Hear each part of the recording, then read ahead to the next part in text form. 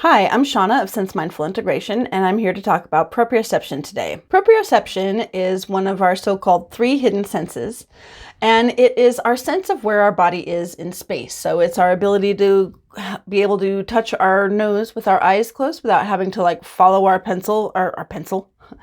our finger all the way to our nose.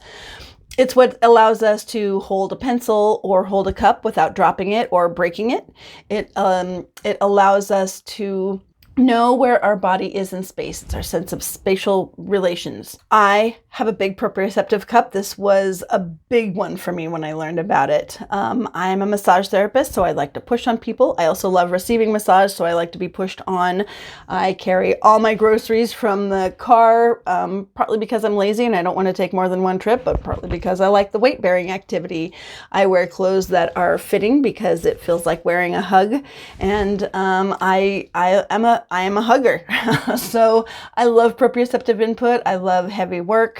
So the proprioceptive sense can be used in a lot of different ways. It can be used to help improve focus. It can be used to help calm a child down if they are dysregulated. It can be used for so many things, and it's a very important sense. So get to know your proprioceptive sense. If you'd like to learn more, please click the link in the comments to my sensory literacy starter kit. It's a free mini course. Please like and share, and if you feel so inclined, subscribe to my channel. Thank you so much. I am Shana Bender of Sense Mindful Integration, and this was our talk on proprioception.